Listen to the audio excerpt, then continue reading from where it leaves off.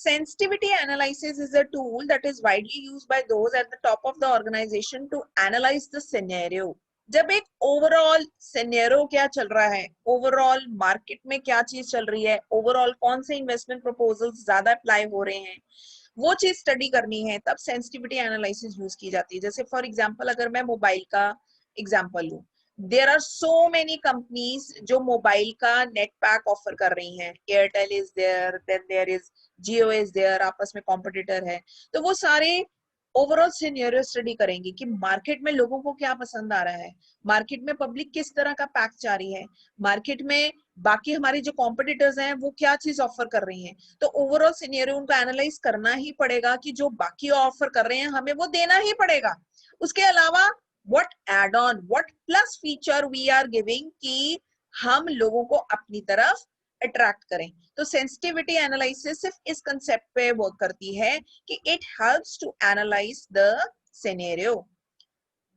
Now this says the sensitivity analysis refer to what if analysis because it is a process of gaining insight into the likely outcome. Obviously it helps to gain the insight. Deep study करने में ये help करता है. This tool is used to test the effect of critical and non critical variables on the overall profitability. So this will highlight, जब हम overall study कर रहे हैं, डीपली स्टडी कर रहे हैं, तो कौन से फैक्टर्स हैं जो क्रिटिकल हैं, जो हमारे बिजनेस को अफेक्ट कर रहे हैं, हमारी प्रॉफिटेबिलिटी को अफेक्ट कर रहे हैं, और कौन से नॉन क्रिटिकल वेरिएबल्स हैं जो इफेक्ट नहीं कर रहे हैं. So management incorporates sensitivity analysis into capital budgeting process with the view to get an idea of the possible relationship that might exist between certain components of the proposed project. ये कुछ variables को deeply study करता है. Contribution कितनी होगी इस investment से, sales पे कितना इफेक्ट पड़ेगा, हमारी प्रॉफिटेबिलिटी कितनी बढ़ेगी, लिक्विडिटी का क्या स्टेटस होगा, ओवरऑल वर्किंग कैपिटल मैनेजमेंट कैसा रहेगा. So there are whole lot of factors that can be studied. लेकिन ये कंसेप्ट एक्चुअल में यूज क्या करता है, एनपीवी कंसेप्ट ही यूज करता है in order to study.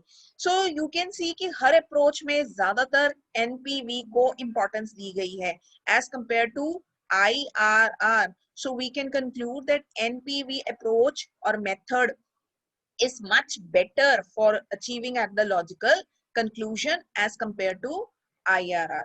So sensitivity analysis is the most widely and risk analysis tool that seeks to measure the extent of changes. ये हमें ये जानने में हेल्प करता है, extent of changes, कितने हद तक changes होंगे अगर हम ये investment proposal लेते हैं. But it is always based on certain assumptions that may have the direct bearing on the cash flows and profitability of the project. Her approach कुछ assumptions लेके चलती है. ये एग्जांपल से आपको क्लियर हो जाएगा. फॉर एग्जांपल आपके बुक में जो है एग्जांपल 7.4 वो आपने नहीं करना है. मैंने एक डिफरेंट बुक से ये एग्जांपल लिया है ताकि आपको ये मेथड अच्छे से समझ आ जाए, बिकॉज कई बार ये थ्योरी का क्वेश्चन आ जाता है, तो you need to give the hypothetical example. So Jack is considering two mutually exclusive project A and B. You are required to advise him about the acceptability of the project A and project B, जिसमें हमें cost of investment दी है 1 lakh each दोनों cases में. Cash inflows per annum for 5 years दिए हैं, optimistic, most likely and pessimistic. Optimistic means कि अगर company सोच रही है पॉजिटिव वे में तो इतना कैश फ्लो होगा ही होगा. मोस्ट लाइकली वो एक्सपेक्ट कर रहे हैं कम से कम इतना होगा. लेकिन अगर वर्स्ट टू वर्स्ट सोचें तो उनका कैश फ्लो इतने तक गिर जाएगा 20,000. तो 3 अप्रोचेस होती हैं इसमें. जब भी सेंसिटिविटी एनालिसिस होती है तो कंपनी हर एस्पेक्ट सोचती है, मैक्स टू मैक्स हमारा कैश इनफ्लो कितने तक जाएगा, मिनिमम हम ये एक्सपेक्ट कर रहे हैं, वर्स्ट टू वर्स्ट हम कहां जाएंगे. तो वो गुड, बैड एंड वर्स्ट तीनों चीजें कंसिडर करते हैं. उसको हम कहते हैं सेंसिटिविटी एनालिसिस. और उन्होंने कट ऑफ रेट अज्यूम करा 15% पे. सो प्रोजेक्ट ए का एनुअल कैश फ्लोज दिया हुआ है, डिस्काउंट फैक्टर हमने लेना है 15% पे. I will just show you the table right now. वो 15% पे हमने टेबल देखना है. ये हमने फिक्स लेना है. क्यों? क्योंकि इस रेट पे कुछ भी हो सकता है situation. Per annum for 5 years है. ये ऑप्टिमिस्टिक भी हो सकता है, मोस्ट लाइकली भी हो सकता है, पेसिमिस्टिक भी हो सकता है. फिर मल्टीप्लाई करके हमने इसकी प्रेजेंट वैल्यू कैलकुलेट करनी है and net present value calculate करनी है. I'll just show you the table. So coming to the present value interest factor for annuity, sensitivity analysis में हमने फिफ्थ, क्योंकि 5 years बोला है तो 5th year की और कट ऑफ 15% बोला है तो वैल्यू है 3.3522. वो हमने यहाँ टेबल से देखी और यहाँ पे इस बेस पे हमने ये डिस्काउंट फैक्टर कैलकुलेट करा. Now question arises, why not interest table and why it is an annuity table? यहाँ पे वर्ड क्या है, कट ऑफ और सेंसिटिविटी एनालिसिस, क्योंकि तीनों सिचुएशन को कंसिडर करता है. एन्युटी वर्ड का मतलब होता है एक फिक्स्ड रेट, जो फिक्स्ड इन्वेस्टमेंट भी हो सकती है, फिक्स्ड रिटर्न भी हो सकती है.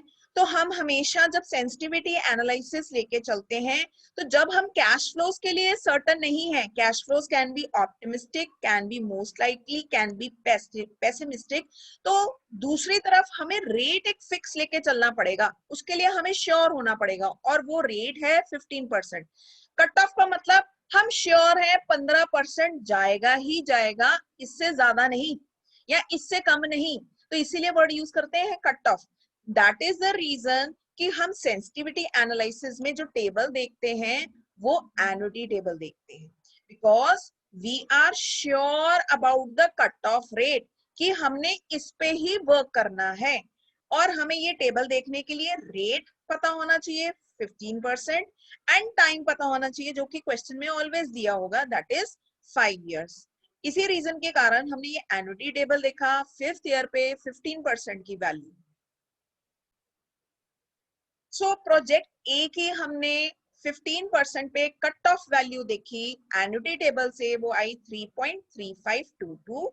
इसको मल्टीप्लाई करा कैश फ्लो के साथ, हमारे पास प्रेजेंट वैल्यू फिगर आ गई एंड इसमें से जब हम माइनस करते हैं 1 लाख रुपीस तो हमारे पास तीनों सिचुएशन की नेट प्रेजेंट वैल्यू आ गई. यानी अगर कंपनी बहुत ऑप्टिमिस्टिक है कि वो बहुत पॉजिटिव है तो वो ये सोच रही है हमें इतना नेट प्रेजेंट वैल्यू होगा ही होगा. लेकिन अगर वो थोड़ा सा रिस्क लेकर चल रही है, नॉट सो श्योर, तो उनका कम से कम इतना नेट प्रेजेंट वैल्यू होगा. बट अगर उनकी सोच पेसिमिस्टिक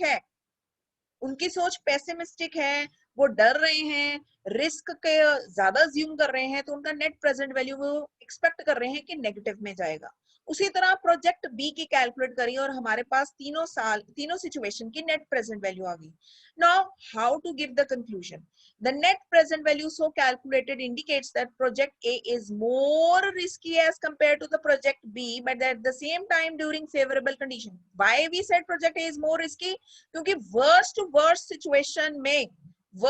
situation में पेसिमिस्टिक में दोनों के ही नेगेटिव हैं, वो तो सेम है. लेकिन अगर हम मिनिमम टू मिनिमम एक्सपेक्ट करें, ये सिर्फ हमें देगा 566 और प्रोजेक्ट हमें देगा नेट प्रेजेंट वैल्यू 17,327.